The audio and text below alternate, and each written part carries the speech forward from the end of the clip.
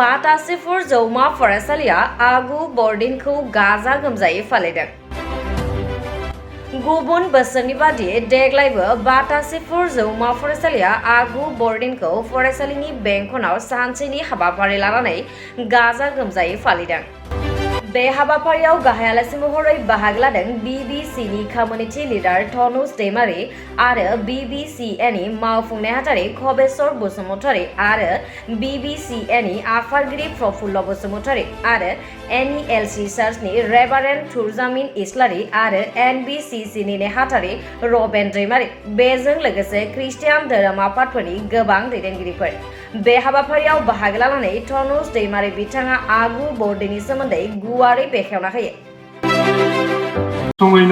आं बेयाव फैनानै आं बेखौनो मेसेजखौ निस्सय खालामबाय बे बर्डिंनि दिन पालन खालामनायनि गेजेरजों दिनै बुहुमाव मोनसे रादाब फैदोंमोन आरो बे रादाबा गथै मानसि मानिनि थाखायमोन।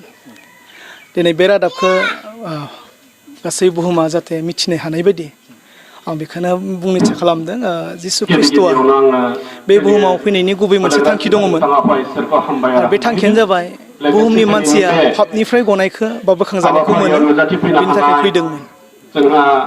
दा नैबे जि बर'दिन बे बर'दिनखौ फैबाय थानाय डिसेम्बर मासनि 24 डिसेम्बरनिफ्राय खुंनाय जायो। दा बेजों लोगोसेनो आगु बर'दिन खुंदों। आगु बर'दिनखौ मानो थाखाय खुंनाय जायो? आगु बर'दिनखौ मानो खुङो होनना बुङोब्ला हमना ला बे मोनसे कलेज आरो बे कलेजनि स्टुडेन्टफ्रा बेयाव लोगोसे बर्डिंखौ खुंनो मोना, बेखायनो एसे लोगोसे खौसेथियै लोगो लाज्लायनायजों बे इसोरनि जितु थांखियाव फैनाय जिसु ख्रिस्ट'नि जोनोम सानखौ बयबो लोगोसे बै बर्डिनखौ पालन खालामनायनि सिगाङावनो लोगोसे खुंनाय जायो, जेराव माने मानसिफ्रा लोगोसे थाया, गुबुन गुबुन जायगानि गुबुन गुबुन थावनिफ्राय फैनायखाय बेबायदि समाव माने आगु बर्डिनखौ पालन खालामनाय जायो। आसलते नोंथांनि बायदिब्ला बे गेदेरथार बे बर'दिनखौ खुंनाया माबायदि जानांगौ होननानै नोंथाङा बुंनो सानो? बर्डिनखौ जोङो जिसुनि मुङाव खुंनो नांगौ आरो जिसुआ जिखौ इच्ছা खालामदों इसोरनि गौरबनि थाखाय जोंहा रंजानाय, इसोरनि मेथाइफोर खननाय आरो इसोरनि बाथ्रायाव बुंनाय बादि जों जाहाथे गासैबो रंजानो हायो। जों बाइबेलाव मोननो हादों जायफ्रा हामजागोन सोरगो आरो पृथ्वीयाव बिसोरा बोर गोनां जाथों होनना बुंदों।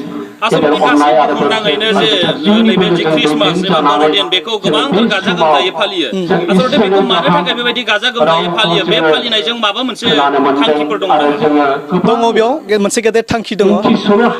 जायफ्रा गावखौनो सासे इसोरनि फिसा जानो थाखाय बे बाथ्राखौ जेब्ला सासे मानसिनिफ्राय सोरबा सासेया खोनायोब्ला अब्लाना जों मानसिफ्रा मा मोननो हायो? गावखौनो पापी होननानै मिथियो।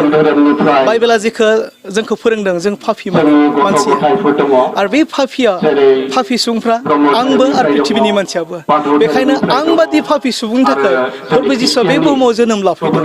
खारन जोंहा थैनाया दङ आरो थैनायनि उनावबो जोंहा मोनसे जिबन दङ। बे जिबननि थाखाय जों बुहुमाव मानसिफ्रा इसोरखौ रंजा रंजा बाख्नायनि गुबै थांखिया बेनो, जाहाथे जोङो इसोरनि अननायखौ जों मोनबाय आरो बे इसोरनि अननायखौ जों बयबो माने मोननो हानाय बायदि जों रंजानानै दिन पालन खालामो। थांखिया बेनो जे जों बासायजाबाय। जे फैबाय थानाय माखासे साननि उनावनो बेबायदि गोथार बर'दिनखौ खुंनाय जासिगोन। दा बे समाव गासै ओनसोलनि रायजो राजाफोरखौ बा गासै ख्रिस्ट' सिबियारिफोरखौ माबायदि खुंजानायखौ नोंथाङा हास्थायदों? आंनिफ्राय आं बेखौनो हास्थायो बे गोथार बर'दिनखौ बयबो गाजा गोमजायै डिसिप्लिनै आरो मोजाङै खौसेथियै बयबो बुहुमनि जायफ्रा बे चेनेलावहाय बे निउसखौ नुदों आं खावलायदों जों गासैबो इसोरनि हामजानाय बादि गावखौ गुरै आरो नम्र जानानै जोङो डिसिप्लिनै खौसेयै जों बे बर'दिनखौ फालिनांगौ, बेखौनो आं